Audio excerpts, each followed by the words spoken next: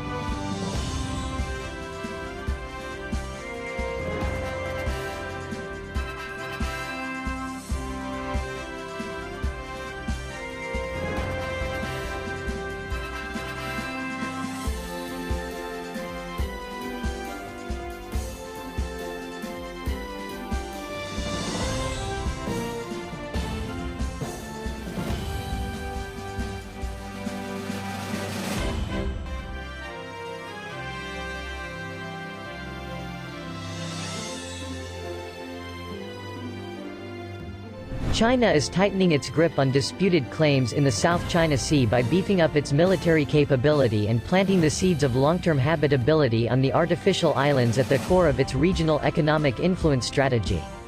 Last week, Taiwanese officials warned of the threat posed by a Chinese Air Defense Identification Zone (ADIZ), according to press reports, including an account in the South China Morning Post.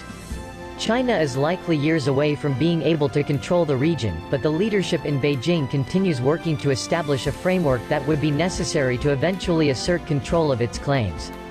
As the U.S. Navy runs freedom of navigation operations in the South China Sea, China's strategy for backing its claims to expand its regional economic influence is taking shape in the air and on the ground.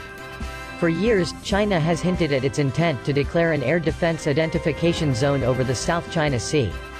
Various landmasses, including disputed and artificial islands, form the basis of China's so-called nine-dash-line claim to the economic control of the South China Sea up to 1,000 miles away from mainland China. International law does not support these claims.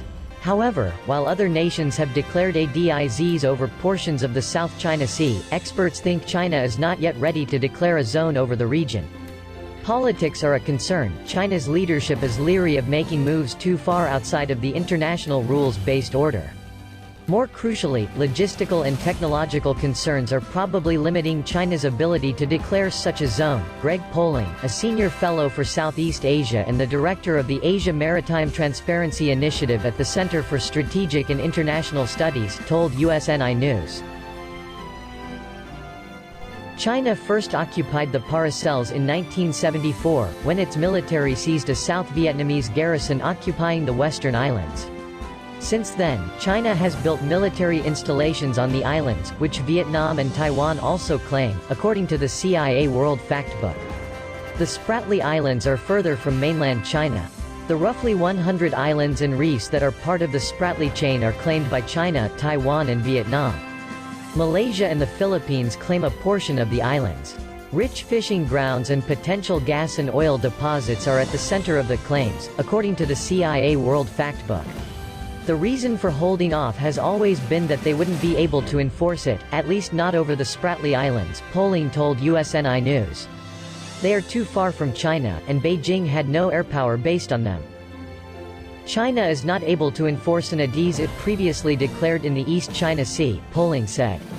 China has not been able to contest military aircraft from Japan, South Korea and the United States from operating in the region claimed by China. In the South China Sea, the Chinese military is building an infrastructure to support military assets operating in the region, Poling said. For example, 3 air and naval bases at Fiery Cross, Subi and Mischief Reefs could theoretically provide China the airpower to enforce an ADIZ. And we do expect to see the first deployments of combat aircraft to the Spratlys sooner or later. They didn't build 72 fighter jet hangars for nothing, Poling said. But it is still hard to see how they could actually enforce the ADIs. It would be an enormous undertaking to actually maintain air power out there without it rusting away in the conditions. One idea, polling said, is China could start by declaring an ADIs specific to the Paracel Islands. Last week, USS Mustin, DDG-89, conducted a freedom of navigation operation past the Paracel Islands. Mustin's FONOP was the latest in a series of operations this spring intended to counter China's reach into international or contest waters. The significance of the Paracel Islands to China's long-term claims is growing, and for reasons beyond just building new military bases, said retired Indian Navy Captain Sarabjit Parmar, the executive director of the New Delhi-based National Maritime Foundation. Parmar spoke Wednesday during an online panel discussion hosted by the Stockton Center for International Law at the U.S. Naval War College. "The latest thing is growing crops on the Paracel Islands," Parmar said. "But to grow crops, first of all, you have to have soil, which means there's some thought of an agriculture revolution taking place on the Paracels which permits this. And of course, you need to have water. The People's Liberation Army Navy grew about 1,653 pounds of bok choy cabbage, lettuce and baby Chinese cabbage on the Paracel Islands' sandy beaches, according to a recent account in the Global Times, the Chinese Communist Party's tabloid.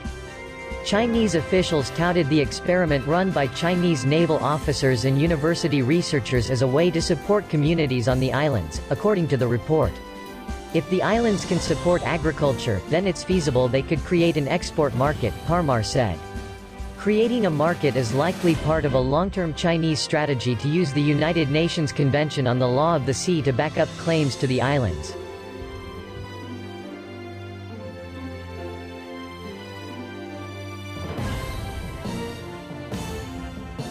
Article 121, the regime of islands, of the UNCLOS, states, rocks which cannot sustain human habitation or economic life of their own shall have no exclusive economic zone or continental shelf. The naming of features, the growing of crops, it's all a stamp of sovereignty, Parmar said. And over a period of time, when it becomes a normal accepted custom, the strength of maybe China's argument, or the backbone of China's argument, will get strengthened. As China's experiments with creating habitable landmasses continue, Parmar said the next 12 months will be crucial in terms of maritime stability in the region. As nations emerge from the COVID-19 pandemic, Parmar said China would likely gain a better sense of how far it can push its claims in the region. As for declaring an ADIs in the region, polling said the chatter coming from Beijing is just part of the chest-thumping of China's wolf warrior diplomats. On the other hand, polling said they could actually go all the way and declare one farther south even knowing that it is just for show. Just because something is a really bad idea is no guarantee that Beijing won't greenlight it, given the nationalism and hypersensitivity it is displaying amid the COVID-19 pandemic.